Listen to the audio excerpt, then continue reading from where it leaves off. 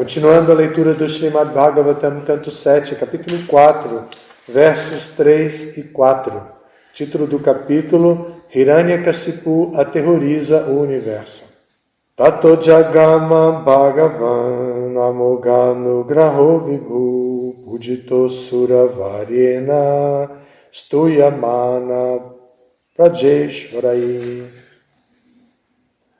Tataha, depois disso, Jagama, partiu Bhagavan, o poderosíssimo Senhor Brahma, Amogha, infalível, Anugraha, cuja bênção Vibhu, o Supremo dentro deste universo, Pujitaha, sendo adorado, Asura Varyena, pelo demônio mais elevado, Hiranyakasipu, Stuyamana, sendo louvado, Prajaishvarai, por muitos semideuses, os senhores de diferentes regiões. Os versos 3 e 4 têm as seguintes traduções. Então, o Senhor Brahma, que concede bênçãos infalíveis, partiu, sendo adorado pelo melhor dos demônios, Hiranyakasipu, e sendo louvado pelos grandes sábios e pessoas santas. O demônio Hiranyakasipu, recebendo, portanto, bênçãos do Senhor Brahma e adquirindo um brilhante corpo dourado, continuou a remoer na mente a morte de seu irmão e, portanto, manteve-se invejoso do Senhor Vishnu. Significado dado por sua divina graça, Srila Prabhupada. A pessoa demoníaca, mesmo após adquirir todas as opulências possíveis de serem obtidas neste universo, continua a invejar a Suprema Personalidade de Deus. Eu vou ler aqui o próximo verso também, com o significado. Esse significado foi muito pequeno. Hiranyakasipu tornou-se o conquistador de todo o universo. Na verdade, este grande demônio conquistou todos os planetas dos três mundos, superior, intermediário e inferior, incluindo os planetas dos seres humanos, dos Gandharvas, dos Garudas, das grandes serpentes, dos Siddhas, Charanas e Vidyadharas, dos grandes santos de Yamaraj, dos Manos, dos Yakshas, dos Rakshasas, das Pichachas e seus amos, e dos mestres dos fantasmas e Budas. Ele derrotou os governantes de todos os outros planetas, onde há entidades vivas, e colocou-os sob seu controle. Conquistando as moradas de todos, ele arrebatou-lhes o poder e a influência. Significado. A palavra Garuda, encontrada neste verso, dá a entender que existem planetas de pássaros enormes como o Garuda. Do mesmo modo, a palavra Uraga indica que existem planetas habitados por grandes serpentes. Essas descrições dos vários planetas do universo podem desafiar os cientistas modernos, que pensam que, a não ser a Terra, todos os planetas são vazios. Estes cientistas alegam terem feito um passeio à Lua, onde não encontraram entidades vivas, mas apenas grandes crateras cheias de poeiras e pedras. Embora a Lua seja, de fato, tão brilhante que ilumina todo o universo, como se ela própria fosse o Sol. Evidentemente, não é possível incutir nos cientistas modernos a informação védica a respeito do universo. Todavia, não estamos lá muito impressionados com as palavras dos cientistas que dizem que todos os outros planetas são vazios e que somente a Terra está repleta de entidades vivas. O padre é interessante, né? Não estamos lá muito confiantes. Não estamos lá muito impressionados. Mas às vezes a gente repete essas coisas de Prabhupada assim, de uma maneira muito inconsistente, e só criamos aversão nas pessoas. Prabhupada não está dizendo isso aqui solto, ele está dizendo isso dentro de um um conceito filosófico que ele vem apresentando em todos os seus livros. E então não é uma coisa solta, não é uma opinião de Prabhupada, que ele está querendo só concorrer sua opinião, competir sua opinião com a opinião dos cientistas. E não é assim, né? Então nós lemos 6 versos. Nós lemos primeiro o 3 e o 4, depois 5, 6 e 7. Esse que fala dos planetas. Nos 2 primeiros, Prabhupada descreve aqui o que é também um tema do Bhagavad Gita.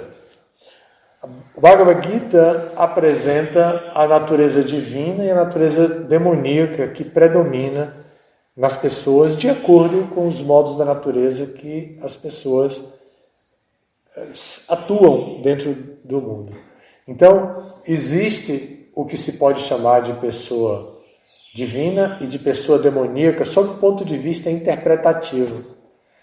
Na realidade, todas essas entidades vivas são almas condicionadas e atuam às vezes como divinas, às vezes como demoníacas, porque são assim controladas pelos 3 modos, como marionetes. As entidades vivas ficam sujeitas a esse controle que não é feito diretamente por Krishna. É feito indiretamente. É feito através da sua energia externa. A energia interna de Krishna não está interessada em nada disso. A energia interna de Krishna está reservada para os passatempos de Krishna. Hoje, enquanto recitávamos a oração de Tulasi, eu meditei no significado daquela oração, né? E pedi para ter sempre a lembrança dos passatempos de Radha Krishna na mente, ou para pedir a bênção para se tornar um habitante de Vrindavana. É um tipo de desejo que é próprio das pessoas divinas, é próprio das pessoas que estão influenciadas externamente pelo modo da bondade e que internamente já se posiciona focada em Vishuddha Sattva, no modo da bondade pura. Ou seja, ela até entende que mesmo o modo da bondade ainda é uma armadilha. Então ela já fica focada para Vishuddha Sattva e esperando o momento de alcançar esse nível de realização e se livrar da influência dos modos da natureza material. Essa é a beleza do conhecimento aprofundado da nossa filosofia. Sabemos, não estamos sozinhos. Existe uma pessoa que nos cuida, mas essa pessoa não nos cuida com aquele conceito que a gente herdou da religião judaica cristã, né? O conceito de que Deus é Pai e então tem que prover, tem que cuidar, tem que manter, tem que tolerar, tem que dar. Esse conceito é um conceito parcial da relação do indivíduo com Deus. A relação do indivíduo com Deus é de serviço, de ver Swarupa Raya, Krishnera Nityadas. Então ele por ser uma diva, por ser uma alma espiritual, como o Prabhupada diz, spark, uma centelha dessa pessoa divina, uma centelha da pessoa divina, a pessoa suprema, porque somos assim. Então a nossa natureza original é de serviço a Krishna, mas nós estamos dentro desse mundo completamente adaptados, assim, objetivamente, sem desafiar o mundo. Ou então encontramos a nossa natureza insatisfeita com o mundo, nos revoltamos, dentro do mundo de acordo com as ofertas de dualidade. Por isso tem na política esquerda e direita, tem até o centrão. Por isso que tem felicidade e a infelicidade. A felicidade é voltada para a satisfação do gozo dos sentidos. A infelicidade é voltada para a frustração do gozo dos sentidos. Essa é o trânsito da alma condicionada, começando a tomar consciência que tem alguma coisa errada aqui. Tem alguma coisa errada. Eu preciso eliminar o que existe de errado. Aí ele observa, com a sua visão, ele observa e a natureza material e compreende de acordo com a sua capacidade de observação de dualidade. Por favor, Vinícius, me dá o livro ali de canção. Então, essa posição de pessoa divino-demoníaca, muito obrigado, não é uma coisa definitiva. Imagine, né?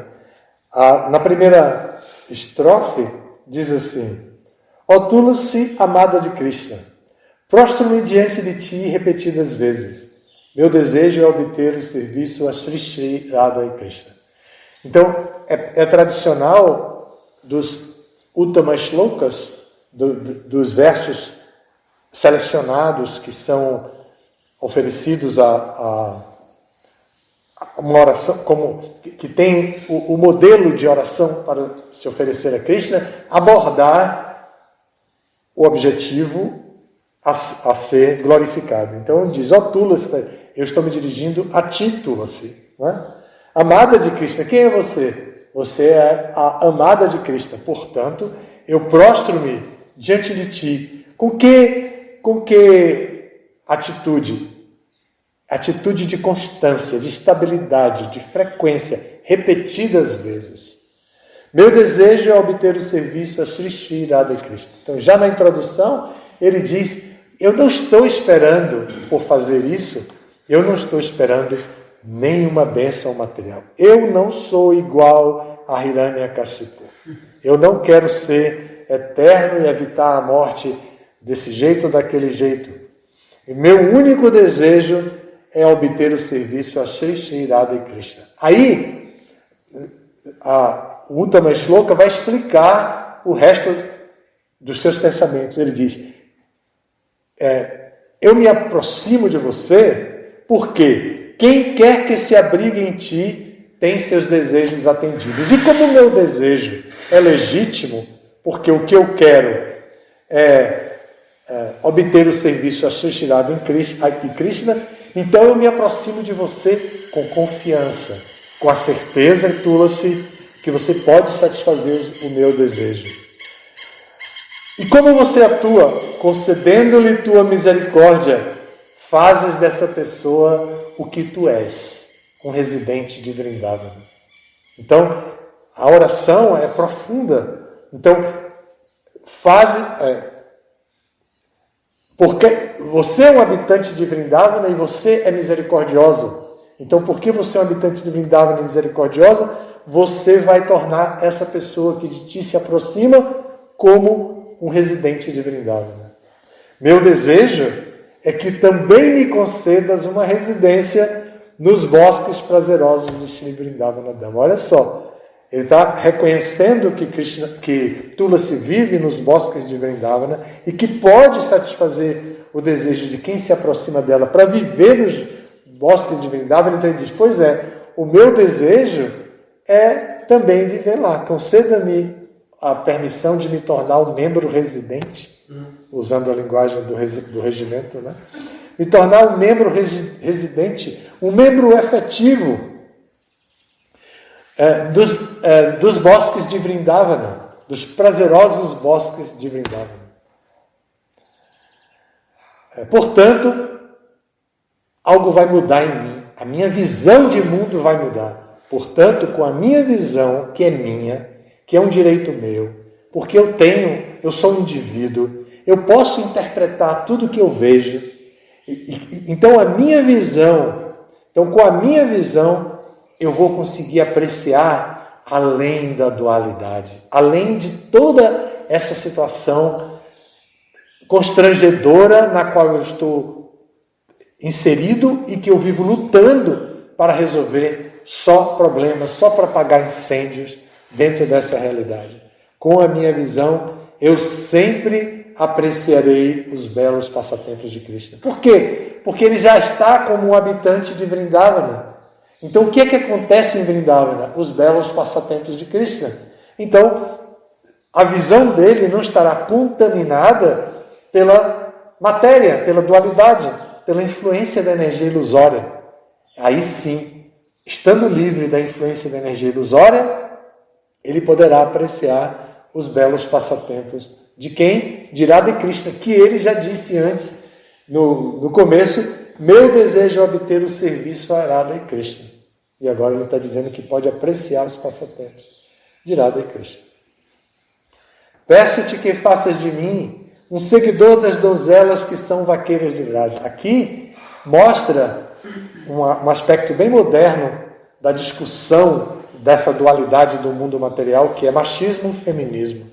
Aqui o autor está pedindo para se tornar um seguidor das donzelas. Ele não tem nenhum problema em aceitar uma mulher como líder. Ele não tem nenhum problema. Por quê? Porque ele sabe que essas líderes das quais ele está falando, as vaqueirinhas de Vraja, são pessoas inteiramente puras que atuam no serviço a Sri Radha Krishna, que é o que ele deseja obter e que é o que Tulasi pode dar para aqueles que vivem em Vrindavana.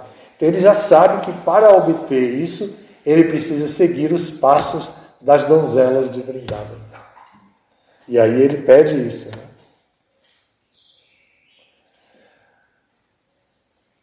Por favor, concede-me o privilégio do serviço devocional e faze de mim tua própria criada. Então, imagine, né?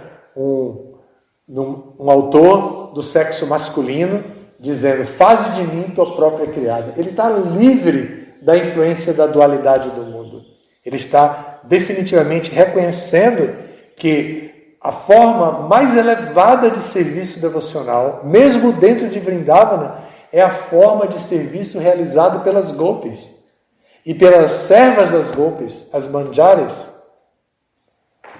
Então, essa forma de serviço mais elevada é que ele quer obter, e para isso ele precisa da associação das pessoas que estão engajadas nesse tipo de serviço. Essa mentalidade não é a mesma mentalidade de Hiranyakashipu, não é? Hiranyakashipu tinha outra mentalidade. Dentro da dualidade do mundo, ele representa a mentalidade demoníaca, que não é particular dele, nem é eterna nele. Como alma eterna, Hiranyakashipu é uma alma liberada. Mas é Jaya no mundo espiritual. Mas, na sua encarnação como Hiranyakashipu, ele entra na atmosfera material, obtém um corpo na atmosfera material que é feito dos elementos combinados através dos 3 modos da natureza material e adquire todas as características de uma pessoa condicionada, muito embora seja uma alma liberada. E como uma pessoa condicionada, ele vai ao extremo. Eu não quero saber de natureza divina, eu quero saber de natureza demoníaca. Tem uma história por trás, vocês já sabem, mas ainda assim Hiranyakashipu está definitivamente, ele fez todas essas austeridades, ele se tornou recebedor do darshan de Brahma. Brahma veio até ele, imagine, a autoridade máxima da nossa Sampradaya. Veio até ele e disse, o que você deseja? Você fez austeridades fantásticas. Qualquer pessoa pode entender que você alcançou o objetivo das suas austeridades. O que você deseja? E ele responde, né, que eu quero ser imortal. Então Brahma disse, caramba, vai me pedir exatamente o que eu não posso dar. E aí disse, eu não posso dar. Aí ele disse, tá bom, então me dê. Aí todo mundo já sabe, né? Ele vai para a dualidade. Eu não quero morrer nem de dia nem de noite, como se só existisse isso. Eu não quero morrer nem dentro nem fora, como se só existisse isso. Ele fica com a inteligência e a mente dele totalmente contaminadas para o que ele, a visão de mundo que ele tem, a visão de dualidade de mundo. O contrário do autor da canção de Tulasi. O contrário, que está pedindo que com a minha visão eu quero ver os belos passatempos de Radha e Krishna. Eu não quero ver a dualidade, a miséria, o sofrimento e o desfrute. Eu não quero me deleitar diante de um grande telão para ver histórias da felicidade, histórias do sofrimento. É mais fácil do sofrimento. É só ligar os jornais de notícias e vamos ver quanto sofrimento existe. Né? Bom, então, na conclusão ele diz, este caidíssimo e baixo servo de Krishna ora. Reconhecer-se como baixo e caído não é uma questão da boca para fora. Entende essa expressão? Da boca para fora. Tem que ser algo interno. A pessoa tem que entender que realmente eu não sou uma pessoa de natureza elevada. Eu tenho atrações por toda essa natureza material. Então eu sou uma pessoa baixa. E então, sendo uma pessoa baixa, eu preciso de um processo que me eleve a uma condição melhor do que a que eu estou. Para eu aceitar este processo, eu preciso aceitar uma austeridade. Isso não tem nada a ver com a famosa autoestima, gente. Aquela ilusão que a gente obtém para ficar cultivando o falso ego. Não tem nada a ver com essa tal dessa autoestima. A pessoa já aqui está num outro nível de reflexão, já é uma ciência mais elevada a respeito do autoconhecimento. Não é o beabá, não é a beabá, sobrevivência, afetividade, autoestima, não é o beabá. Aqui não está se falando disso. Aqui, nesses termos que eu estou explicando, já está se falando do indivíduo entender, eu sou alma espiritual, mas eu já entendi isso teoricamente. Mas e agora? Diante da visão de mundo que eu tenho, diante da influência da dualidade, diante da influência tripla dos 3 modos da natureza material, como eu posso atuar agora diante dessa situação? Essa influência dos modos da natureza material vai me deixar completamente atrapalhado.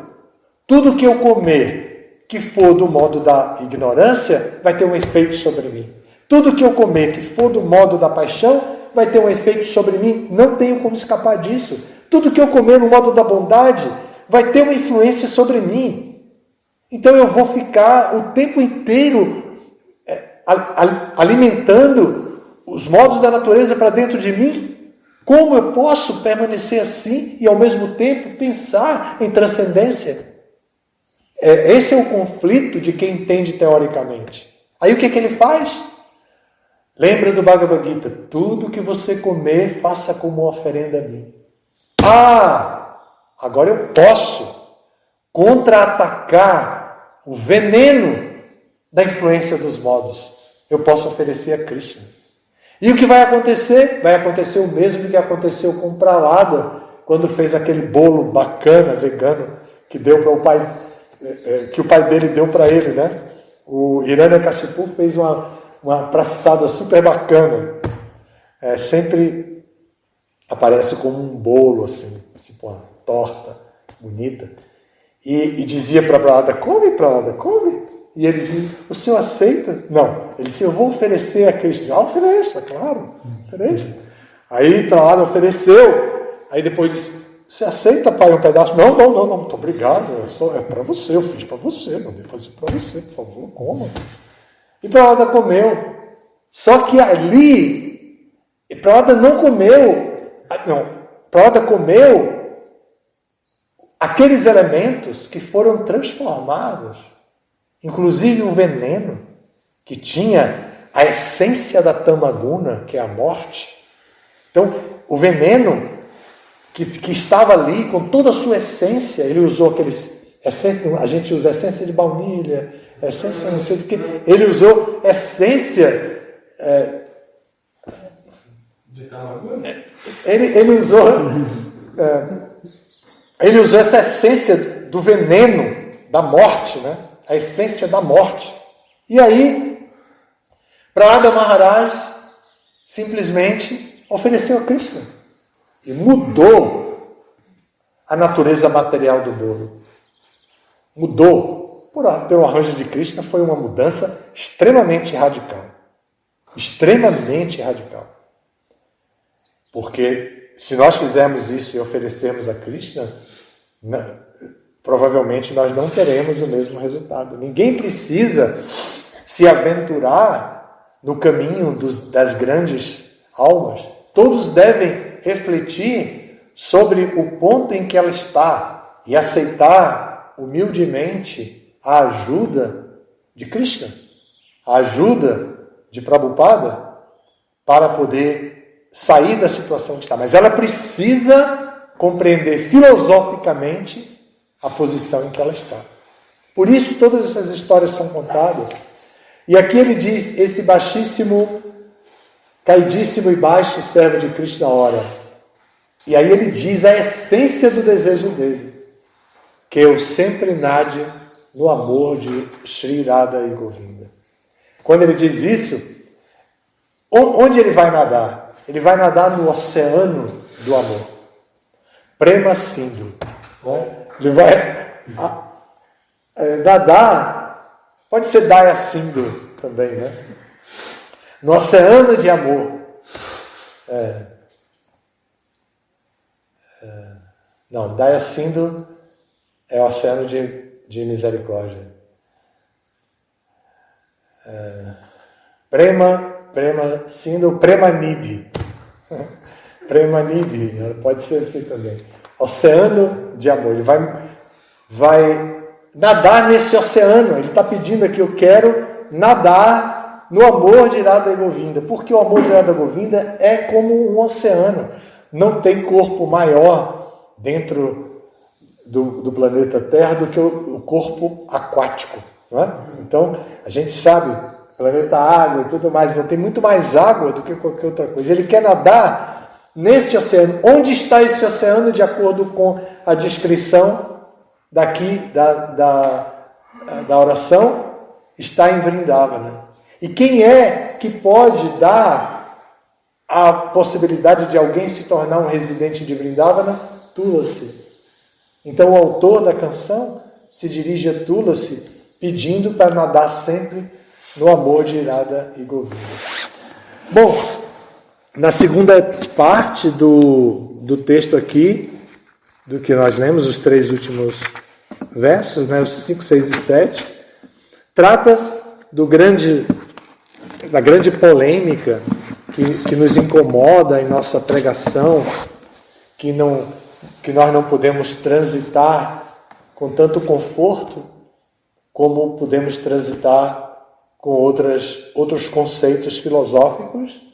Aqui nós temos um conceito agora, que é o conceito de que Prabhupada não está nem um pouco impressionado com a falácia dos cientistas de que foram a Lua ou tal.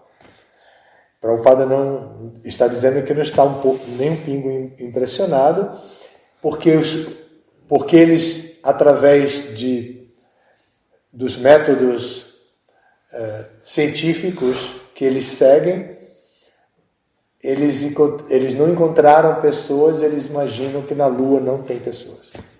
Prabhupada chegou a dizer, se eles pensam, se tudo isso que eles dizem é verdade, se eles foram a algum lugar, ele não chegou à Lua. Ele chegou a Rahu, um planeta que às vezes fica entre a Lua e a Terra. Então, ele disse, se eles foram para outro planeta que não foi a Lua. Porque essa Lua que eles descreveram não é a Lua original. Mas Prabhupada também não nos deu isso como um Siddhanta. Ele fez um comentário dele e a gente considera, mas não é um Siddhanta como outros, como os Siddhantas Vaishnavas que devem conduzir a nossa vida. Isso não é significativo para a nossa relação com os cientistas. Não é porque os cientistas erraram nisso que nós vamos renegar todas as boas recomendações científicas para a nossa vida. Não é por isso. Nós estamos dentro do mesmo barco. Nós estamos na mesma situação que os cientistas. E eles estão procurando solucionar problemas em determinadas áreas da vida e estão solucionando alguns problemas. E para Prabhupada mesmo, eles foram magníficos. Eles inventaram o avião e Prabhupada conseguiu dar 12 voltas ao mundo em 11 anos. Prabhupada deu 12 voltas ao mundo aproveitando uma conquista da ciência. É muito impressionante a gente ver uma coisa tão pesada como é um avião com 200 pessoas dentro, levantar voo e voar. É uma coisa muito impressionante. E ver acidentes, ao analisar os acidentes, por exemplo, de aviões, a gente pode ver a fragilidade que é. É demais, está totalmente desamparado. Se um acidente em terra, que está amparado pela própria terra, pode causar tanto problema. Agora imagine um acidente desse que vai descer e vai ter lá em cima e ainda vai ter embaixo também. É muito grave tudo isso e é muito frágil. Então a ciência conseguiu fazer algo maravilhoso em termos de transporte, né? E Prabhupada aproveitou para viajar e pregar e distribuir a consciência de Krishna. Infelizmente, esses aviões não puderam trazer Prabhupada ao Brasil, porque eles não têm decisão. Se eles tivessem poder de decisão, os aviões, eles teriam mudado a rota e trazido Prabhupada para o Brasil. Porque pode parecer uma bobagem, mas o desejo de Prabhupada era tão grande de ajudar as pessoas e que as pessoas no Brasil também precisavam tanto de ajuda. Então, se os aviões tivessem o poder de decisão, poderiam mudar a rota de Prabhupada e trazer Prabhupada. Não, o senhor já foi para Miami, agora o senhor está na Venezuela, o senhor já foi para Miami, eu vou levar o senhor para onde o senhor ainda não foi, para dar misericórdia e chegar no Brasil. Mas não fez. Os aviões não têm esse poder de decisão como nós temos. Nós temos esse poder de decisão. Nós somos Tatastha Shakti, nem energia interna, nem energia externa. Nós somos energia intermediária, estamos ali para escolher. Podemos escolher Maya ou Krishna. Nós podemos escolher. Sempre temos esse direito. É um direito inalienável nosso. Então nós precisamos trabalhar com esse direito para ficar sempre convencidos. Porque quando a gente opta por Krishna, não significa que nós estamos livres da observação de Maya aqui dentro desse mundo. Nos bosques de Vrindavana, Maya não atua. Quem vai atuar é Tulasi. Mas aqui é Maya. Então a gente tem que estar ligado em tudo isso. Paro por aqui, se tiverem alguma pergunta ou comentário. Tem um comentário mais interessante. Esse primeiro verso. Diz escreve no final que ele, Hiranyakashipu, apesar de ter conquistado tudo, né? O verso fala que ele ficou remoendo o seu ódio, né? Porque devido a esse processo interno, ele manteve sua inveja em relação à pessoa suprema. Então, assim, é interessante que você estava falando de tudo isso, do desejo, da vontade do devoto de alcançar a Vrindavan. Mas Hiranyakashipu fez toda a austeridade dele com a vontade de se vingar do Senhor Vishnu.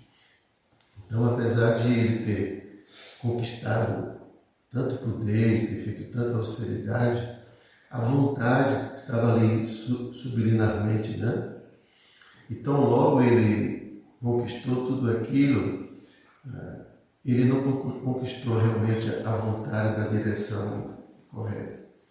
Então, ele ficou num processo, porque o próprio filho dele fala que você não tem inimigo, meu pai, quem são os seus inimigos são a sua mente descontrolada e seus sentidos descontrolados. Então, esse processo interno de ficar remoendo, né, coisas através do nosso pensamento, né? Hiranyakashipu ficou remoendo esse processo de constantemente regurgitar, né? Então, ele manteve a sua indisposição com o Senhor Vishnu, porque não conseguiu de fato controlar, não conseguiu perdoar, não conseguiu se livrar dessa indisposição. Então, no final das contas, ele foi derrotado pela própria mente dele. Apesar de tanta austeridade, ele não conseguiu superar a vontade de se vingar do Senhor Vishnu, apesar de todo o poder. É verdade. Essa é a história. Muito bem, é isso mesmo. Algo mais? Muito obrigado pela atenção. Todas as glórias a Srila Prabhupada.